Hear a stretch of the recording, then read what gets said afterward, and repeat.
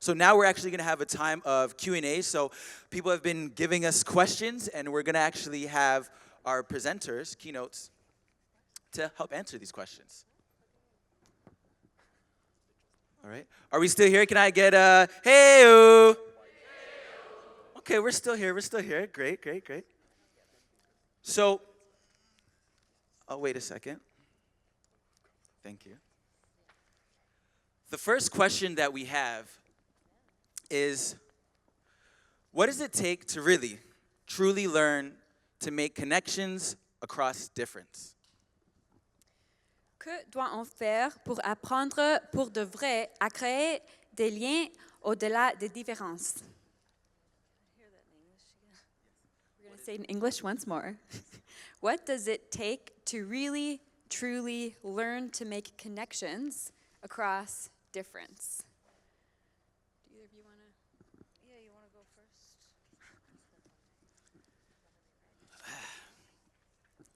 For me, I will speak from a global perspective.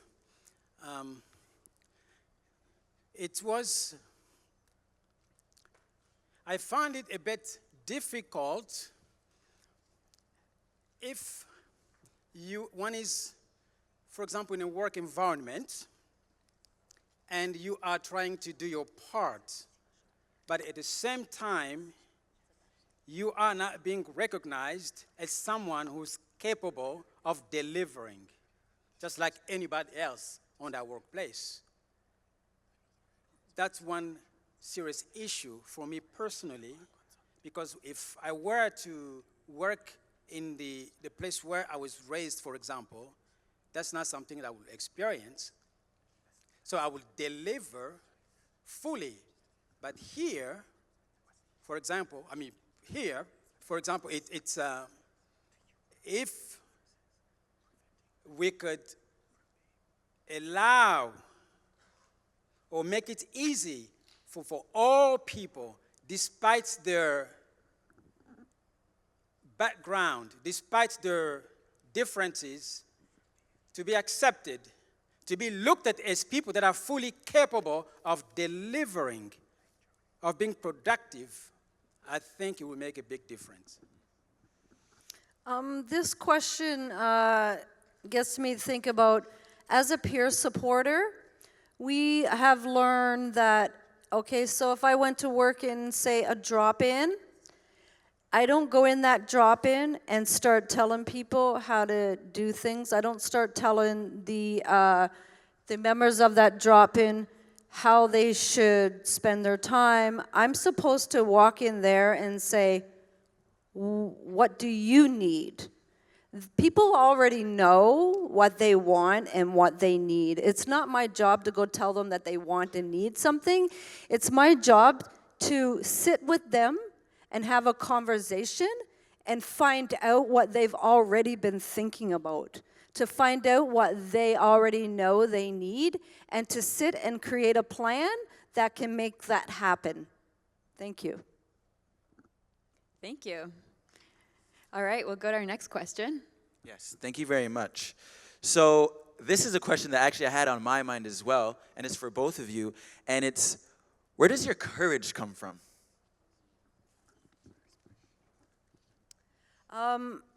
My courage came from other people who were going through what I went through, or something similar.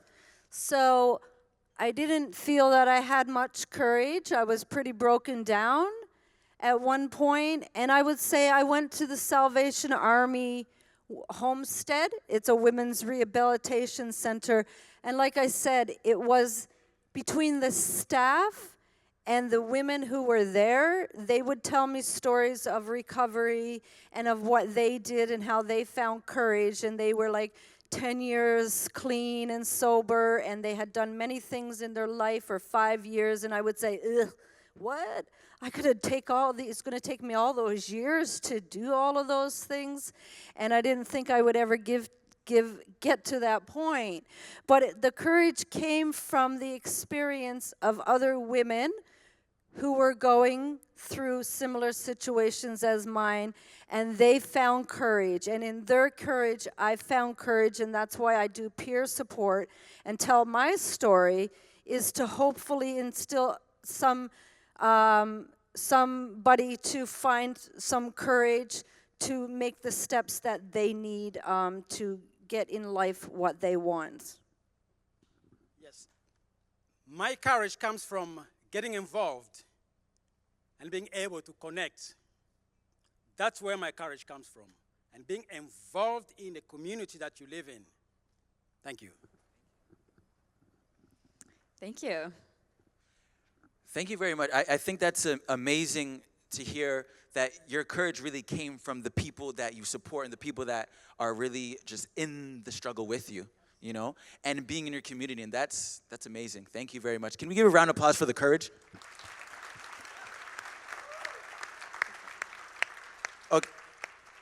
Okay, our next question is for Fred. How can we work to redistribute the riches of the high GDP countries? And as they answer, we have a live mic that's going to start going around. So if you'd like to ask a question, put up your hand, and the mic will start to come your way.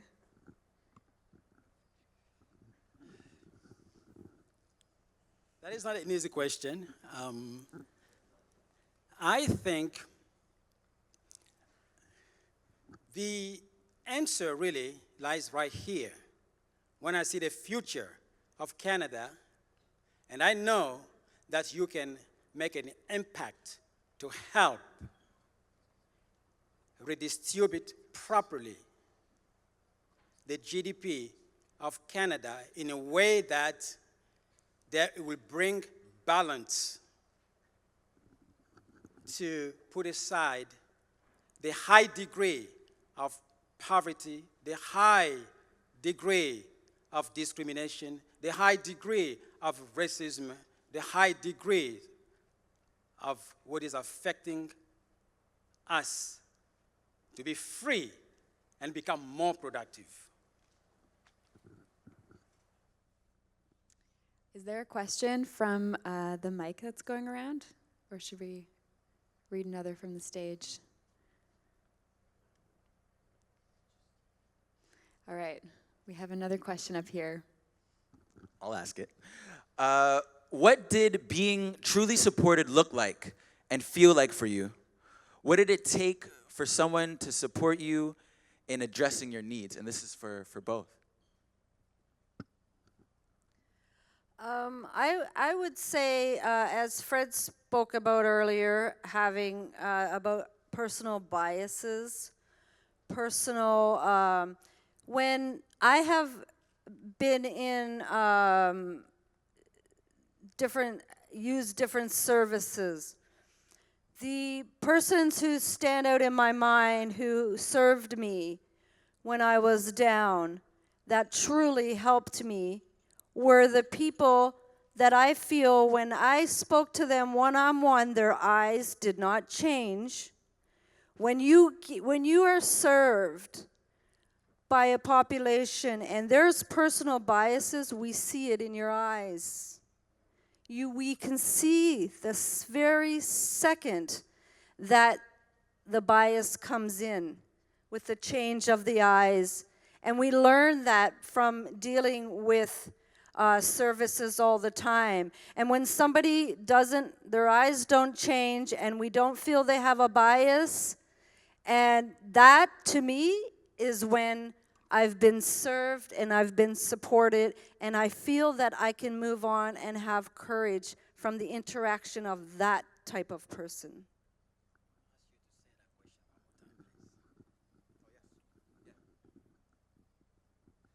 So, what did being truly supported look like, and how did it feel like for you? What did it take for someone to support you in addressing your needs? Respect, first thing. I would have noticed when people come from abroad to Africa, for example, to help, And instead of assessing the needs of the place, basically they come and impose their own agendas, yeah. And as a result, decades after decades, we see talk about poverty in Africa, for example.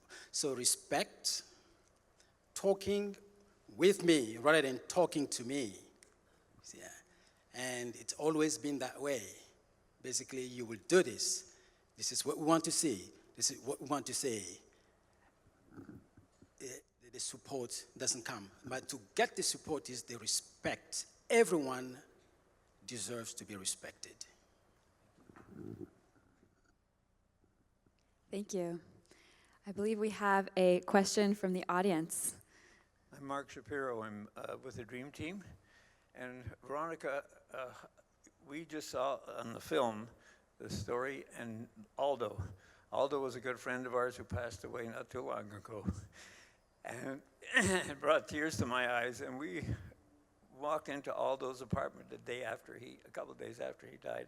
Just wanted to get your feeling to share from your point of view that connection with Aldo, because you were with him, we were with him, and you were on the Dream Team for the years and were inspired by him. And then Fred, your new connection to the Dream Team, when you first walked in, and because you're new with the Dream Team, what was your impression from the members that you got, the feeling you got when you came into our general members meeting?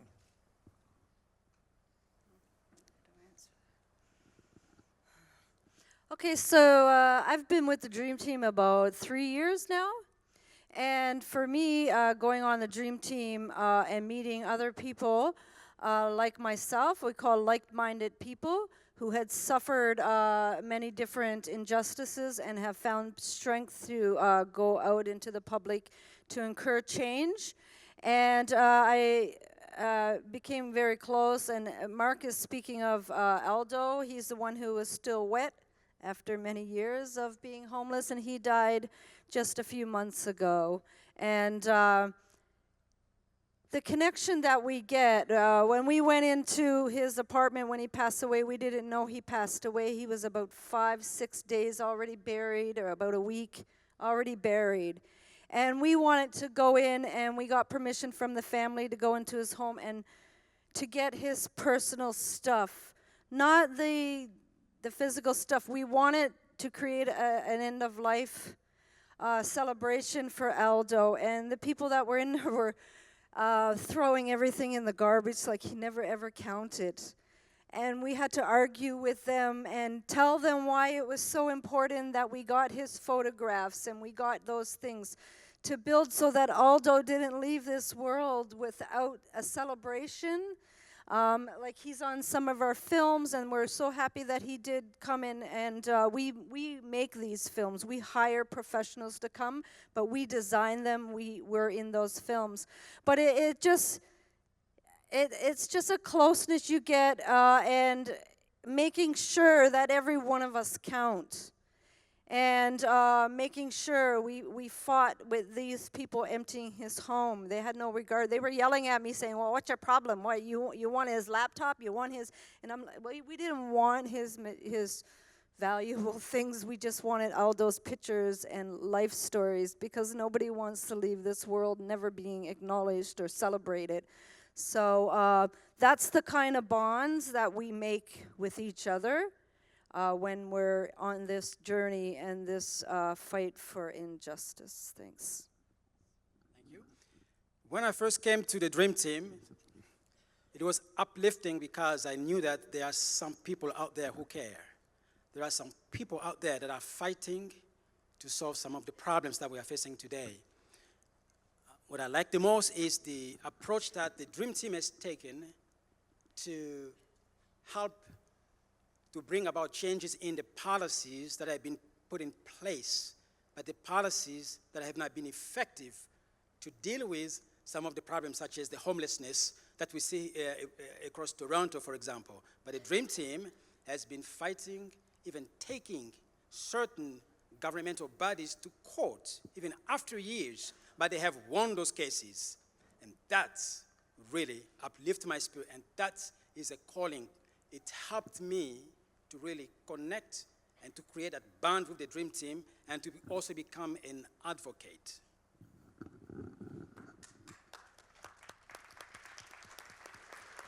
Thank you.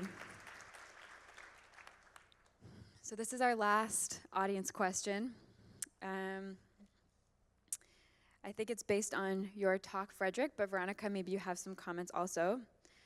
What would be the first step to destigmatize mental health globally?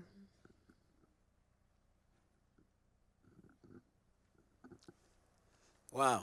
You want it in French, Spanish, or in English? All languages. Well. That's a tough one, because it has become a global problem, mental health. And I think dialogue is very important. What is being done today through EWB, for example, is a step toward dealing with those type of problems. I will speak of Africa, for example, with the lack of resources in some countries, because there have been some steps, some progress made in places like South Africa, for example, Egypt, there have been a lot of progress. But sub-Saharan Africa, it's really sad. To create a balance, I think there must be a dialogue, not from up and down, but respectfully involving all the countries in collaboration with the World Psychiatric Association and the World Health Organization. But more so, the World Health Organization also has to respect Africa. They cannot only deal or try to solve the problems, pandemic problems that are taking place in the West, and quickly they act upon it. When it comes to Africa, they let months and months, such as the Ebola situation, for they let months. Mental health is a serious health problem that the world is facing today, and I think those bodies, those entities, the World Health Organization, the World Psychiatry Association, and us, we need to be involved to continue to push for policies that are inclusive. And I think we will see some changes. And I believe that the power of us, the people, strengthening and working together, like we call it with peer support, it's like a chain link fence. Every time we come together, we create a link. And if we keep creating links and keep creating links, we're going to be a very strong force to reckon with. And it will be the people who do it, and acknowledging that there is violence from the systems. Like if I go before a drop-in of people with addictions or homelessness or whatever it is that I'm there for, if I just sit there with the people and I sit and pretend nothing else is happening, they live in it, they know it's there, they live it every day. And if I don't acknowledge that there are some systems bigger than us that are working against us, then I don't think that I'm as effective. I don't go in and say, oh, there's systems working against us. People already know this, right? We already know these things, but as people, on the level of people, we have to build ourselves up and build each other up. And I feel like within Canada, you guys know of the Aboriginal issues, that there are Aboriginals living in third world poverty situations. They don't have little children in clapboard houses with no running water. They have no heat. They don't have food. That's already in Canada, and I really believe that it's global issues. But look around your own communities, look around our own spaces in our own, countries. Start working there. We don't all have to go everywhere else in the world if we want to be a part of this exchange, this change. look around and start to do these things around us. And I believe as we do them around us, it starts to build up and strengthen. I mean, if we're continuously, if I'm going to help somebody, I need to be well and I need to be strong within myself, then I can help more people. And it same goes with every country and every community. The stronger we are and build our own selves up, the better able we are to reach out and help everybody else and to help other people. So take a look around your communities. And sometimes we think, well, it's no big deal. It's something I see every day. It's huge. It's a huge opportunity. And then when we go outside of that, we can say, well, we've already got practice. We've already done something in our immediate communities. So that's it. Thanks.